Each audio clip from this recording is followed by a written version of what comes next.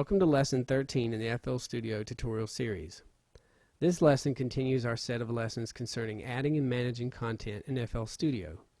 In this lesson, we're going to focus on how to move beyond the use of simple one-shot samples and instead add audio loops in your patterns and song structures. In using audio loops, we can include them in either our patterns via the step sequencer, or we can add them directly to our songs in the playlist. In adding loops to a pattern, we can load them into the channels the same way we would load one-shot samples from the browser. If your personal loop directory has been added to the browser, simply drag the loops you want to use over to the step sequencer.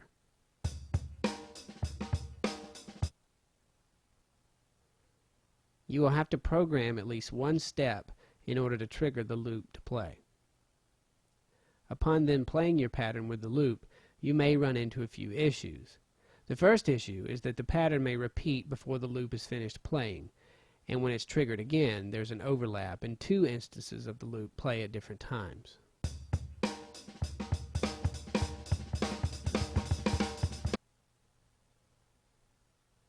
To solve this problem, first, click on the channel name to reveal the channel settings menu. The MISC tab houses a cut feature that can be used to label a sample as being within a certain group, as noted here in the first box. Then it can allow you to cut or mute that sample when a sample from a group indicated in the other box is played. If you're familiar with mute groups, this is the same concept. The Cut Itself button will automatically put the same number in both boxes for you, which is the typical setup, or you could set the groups manually for more control. Another even quicker way is to right-click on the channel name in the step sequencer and choose Cut Itself to place a check mark beside it. Now when the loop plays in the pattern and is re-triggered by the active step, the first loop stops playing and the new instance begins, thus removing the overlap.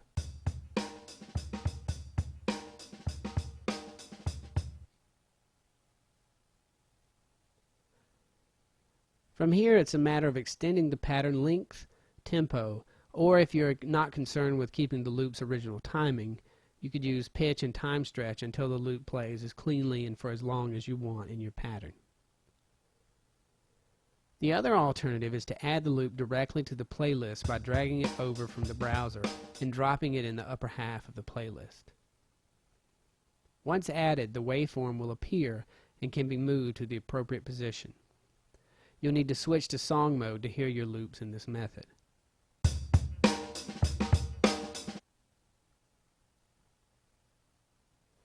In the playlist, you may notice that each loop's waveform has its own drop-down menu. Herein lies a wealth of options and features for getting your loops to cooperate with your song ideas. The first helpful tool found here is the Fit to Tempo tool that will allow you to stretch the loop or sample to fit your current tempo range. In the pop-up that appears, typically choosing the middle option of tempo ranges should be fine. If you're not happy with the results, finding the loop either too fast or too slow, you could mouse over the corner of the loop and stretch it to a new length and speed. Now, any additional instances of the loop that you paint in will already be adjusted to match the tempo. Any adjustments made to the length of any instance of this loop will now also affect the other instances of this loop.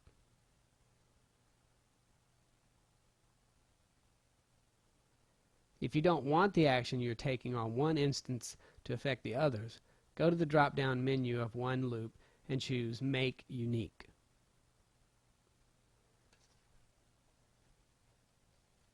For some serious fun, you can also explore the Chop section of the menus. In here are numerous tools for manipulating and dicing up your loops.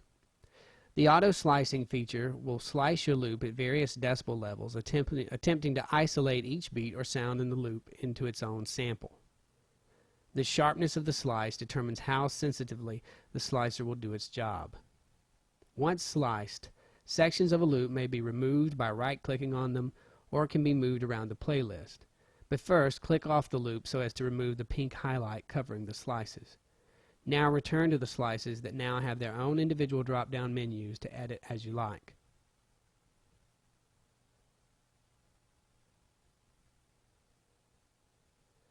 You can also choose to chop in beats or bars to slice the loop in line with certain time markers.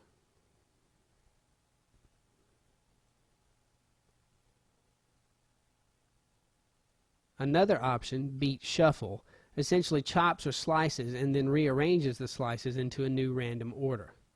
You can get some interesting loop variations this way, and if you don't like how it arranges the slice the first time, you can then go to Edit, Undo, and then try again for different results each time.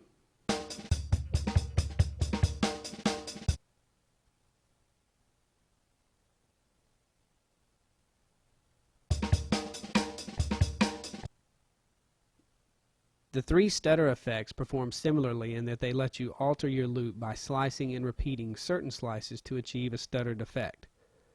This effect is not random, and each one will chop and arrange the same way every time.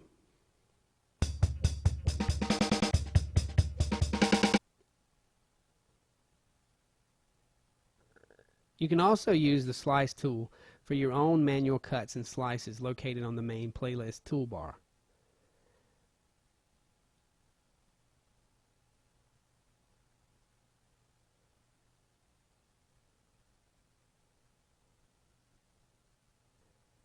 A new tool is also featured there called Slip Edit.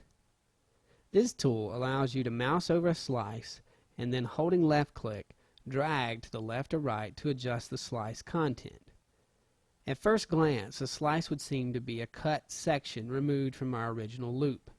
But we see here that the slices are actually framed portions of the full loop, and using the Slip Edit, we can adjust what portion is actually framed and played in the slice.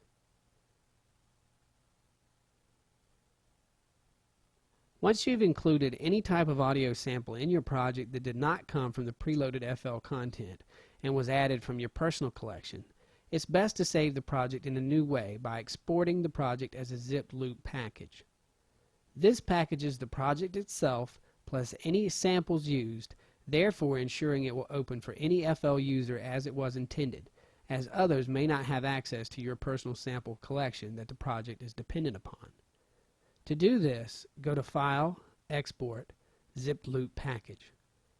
The file will be saved as a zip file in the directory of your choosing.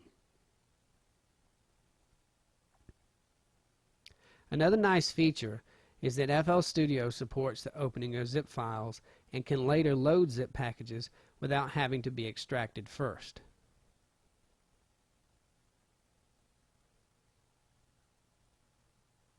If you use FL Studio 9, you'll have to choose See All Available Files in the Open dialog before you can see available zip packages.